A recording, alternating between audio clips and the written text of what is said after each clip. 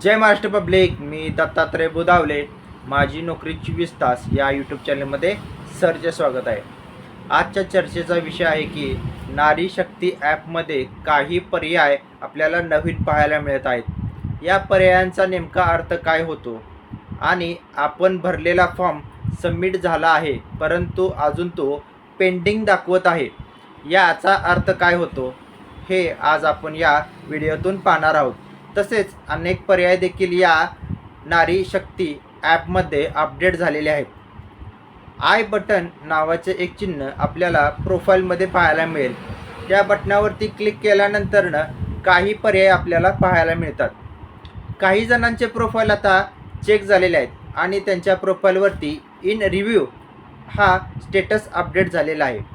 या स्टेटसचा नेमका अर्थ काय होतो, तसेच त्याच्या खाली अनेक पर्याय आपल्याला पाहायला मिळतात.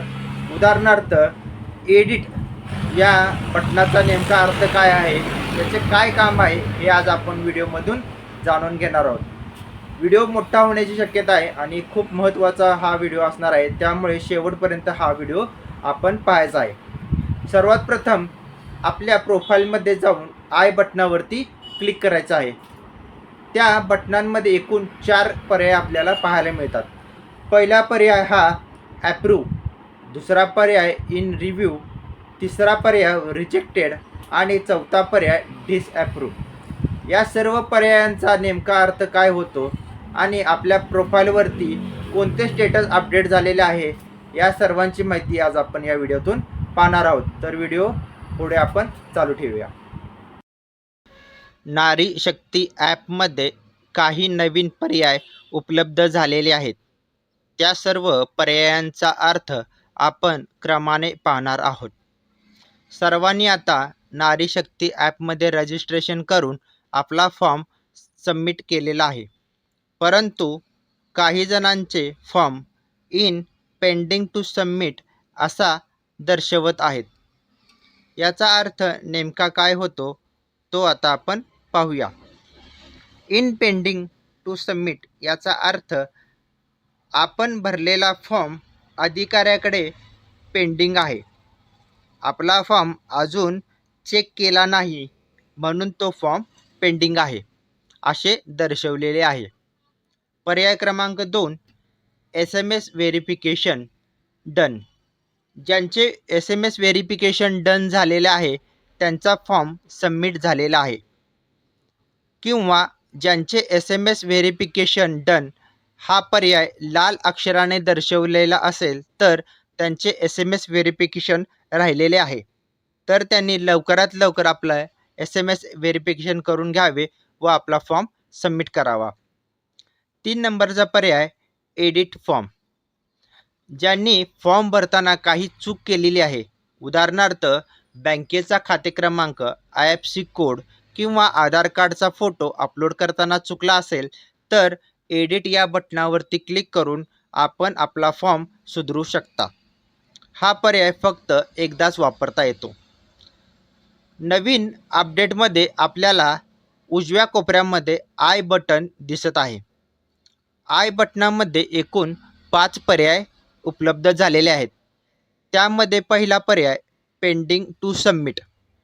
पेंडिंग टू सबमिट याचा अर्थ असा होतो की आपण भरलेला फॉर्म हा अधिकाऱ्याकडे पाठवलेला आहे आणि तो प्रलंबित आहे, म्हणजेच तो फॉर्म अधिकाऱ्याने पुढे पाठवलेला नाही असे दर्शवते. 2 नंबर ॲप्रूव्ड.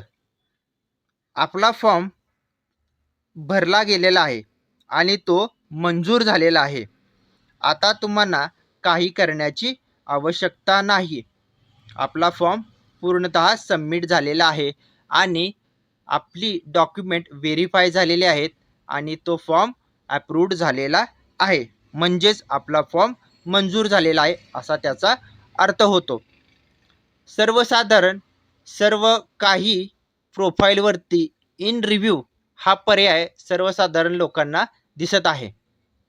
इन रिव्ह्यू म्हणजेच आपला फॉर्म हा सबमिट झालेला आहे. आपला फॉर्म सबमिट झालेला आहे. अधिकाऱ्याने तो फॉर्म पुढे पाठवलेला आहे.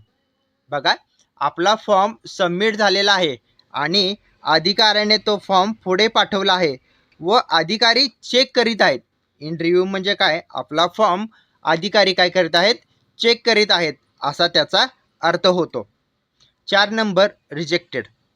आता काही जणांना रिजेक्ट हा पर्याय प्रोफाईलवरती दिसत असेल, घाबरून जाऊ नका.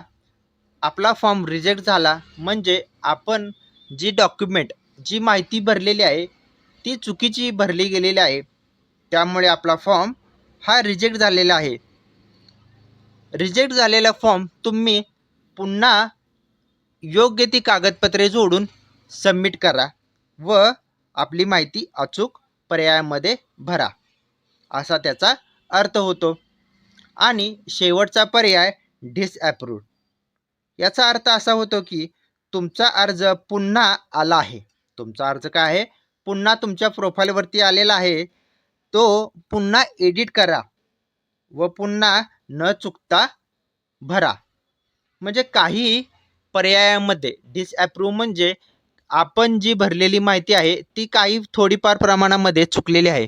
उदाहरणार्थ, तुमच्या आधार कार्ड क्रमांक किंवा जन्मतारीख किंवा बँकेचा तपशील यामध्ये काही चूक झालेली आहे आणि तुमचा फॉर्म डिसअप्रूव्ह झालेला आहे. तुम्ही तो फॉर्म पुन्हा एडिट करा व पुन्हा भरा व सबमिट करा असा त्याचा अर्थ होतो. म्हणजेच सर्व पर्यायांचे अर्थ आता आपण जाणून घेतलेले आहेत. सर्वसाधारण लोकांना आपल्या प्रोफाईलवरती इन रिव्ह्यू असा पर्याय आपल्याला पाहायला मिळतो. इन रिव्ह्यू याचा अर्थ तुमचा फॉर्म सबमिट झाला आहे आणि अधिकाऱ्याने तो फॉर्म पुढे पाठवलेला आहे व अधिकारी चेक करीत आहेत. इन रिव्ह्यू झाल्यानंतरनं आपला फॉर्म ॲप्रूव्ड होतो. काय होतो, आपला फॉर्म ॲप्रूव्ड होतो. ॲप्रूव्ड याचा अर्थ तुमचा फॉर्म आता मंजूर झालेला आहे आणि आता तुम्हाला काही करण्याची आवश्यकता नाही. ज्यांचे SMS व्हेरिफिकेशन राहिलेले आहे त्यांनी आपला फॉर्म लवकरात लवकर SMS व्हेरिफिकेशन करून घ्यायचा आहे. नारी शक्ती दूत या ॲपमध्ये असणाऱ्या सर्व पर्यायांचा अर्थ आता आपण जाणून घेतलेला आहात. काही जणांना फॉर्म भरताना अडचणी येत आहेत. त्या अडचणी दूर करण्यासाठी खालील दिलेल्या डिस्क्रिप्शन नंबरवरती आपण फोन करायचा आहे व आपली अडचण दूर करून घ्यायची आहे, जेणेकरून आपला फॉर्म लवकरात लवकर सबमिट होईल. दुसरा पर्याय म्हणजे आपण जेव्हा फॉर्म भरतो त्यावेळी सर्व्हर हे खूप लोड घेत असते. आपण फॉर्म भरताना 10 किंवा 11 या दरम्यान आपण सकाळी फॉर्म भरतो त्यावेळी सर्व्हर हे जाम झालेले असते. म्हणजे खूप युजर या ॲपचा वापर करीत असतात. त्यामुळे ॲप थोड्याफार प्रमाणात स्लो चालते किंवा एरर हा आपल्याला पर्याय पाहायला मिळतो. हा पर्याय येऊ नये म्हणून आपण सकाळी लवकर आपला फॉर्म भरायचा आहे किंवा रात्री 12 नंतर आपला फॉर्म भरायचा आहे, जेणेकरून आपला फॉर्म लवकरात लवकर फिलअप होईल आणि काही चूक होणार नाही. ॲपमध्ये काही सुधारणा करण्याचे काम सुरू आहे. तसेच जुने फॉर्म म्हणजे ज्यांनी आधी फॉर्म भरलेला आहे त्यांचे व्हेरिफिकेशनचे काम सुरू आहे. त्यामुळे ॲपवर सध्या लोड आहे. घाबरून जाऊ नका. आपला फॉर्म सबमिट होणार आहे आणि ॲप्रूव्हल देखील होणार आहे. आपला फॉर्म ॲप्रूव्हल होण्यासाठी आपली कागदपत्रे आपण योग्य पद्धतीने अपलोड करायची आहेत. उदाहरणार्थ, आपण कागदपत्राचा जेव्हा फोटो घेतो किंवा कागदपत्र स्कॅन करतो त्यावेळी कागदपत्र स्पष्ट स्कॅन केलेले असावे, जेणेकरून अधिकाऱ्याला ते नीट पाहता येईल व आपला फॉर्म ॲप्रूव्हल होईल. समजा आपण एखादे डॉक्युमेंट ब्लर म्हणजे अंधुक सबमिट केले तर आपला फॉर्म रिजेक्ट होण्याची शक्यता दाट असते. फॉर्म भरताना काही चुका आपल्याकडून होतात. उदाहरणार्थ, आधार कार्डचा नंबर हा अचूक भरला गेलेला असावा. तसेच जन्मतारीख, स्पेलिंग, काना, मात्रा, वेलांटी ह्याच्याकडे देखील आपण लक्ष दिले गेलं पाहिजे. फॉर्म भरताना आपण नेमके काय भरले गेले पाहिजे तर आता आपण जाणून घेऊया. ज्या व्यक्तीचा आपण फॉर्म भरणार आहे त्या व्यक्तीचे आधार कार्ड आपले असणे गरजेचे आहे. त्याला अनुसरून रहिवासीचा पुरावा म्हणजेच डोमासिल सर्टिफिकेट, त्याला पर्याय जन्म दाखला, रेशन कार्ड, मतदान कार्ड किंवा शाळा सोडल्याचा दाखला. आधार कार्डवरची तारीख व रहिवाशाच्या दाखल्यावरची तारीख म्हणजेच जन्म सर्टिफिकेट, शाळा सोडल्याचा दाखला ह्याच्यावरची तारीख ही दोन्हीची सेम असू द्या, जेणेकरून आपला फॉर्म रिजेक्ट होणार नाही. तसेच रेशन कार्डवरती आपले नाव आहे का, ते नाव ऑनलाईन दिसत आहे का याची खात्री देखील आपण करायची आहे, जेणेकरून आपल्याला भविष्यात कोणतीही अडचण येणार नाही. काही जणांचे फॉर्म इन रिव्ह्यूमध्ये पडलेले आहेत, त्यांचा फॉर्म पाहिला गेलेला आहे आणि तो पुढे पाठवण्यात आलेला आहे. काही जणांचा फॉर्म अप्रूव्ह झालेला आहे, काही जणांचा फॉर्म हा रिजेक्ट झालेला आहे. रिजेक्ट होण्याचे कारण म्हणजे आपण चुकीची कागदपत्रे अपलोड केलेली आहेत, चुकीची माहिती अपलोड केलेली आहे. परंतु घाबरून जाण्याची काळजी नाही, आपण ती कागदपत्रे दुरुस्त करून पुन्हा आपण फॉर्म भरू शकतो. हे सर्व बाबी ह्या लक्षात घेऊनच आपण आता फॉर्म भरायचा आहे. काही अडचण आली तर मला तुम्ही कॉल करू शकता किंवा खालील दिलेल्या नंबरवर आपण संपर्क साधायचा आहे, जेणेकरून आपला फॉर्म योग्य पद्धतीने सबमिट होईल.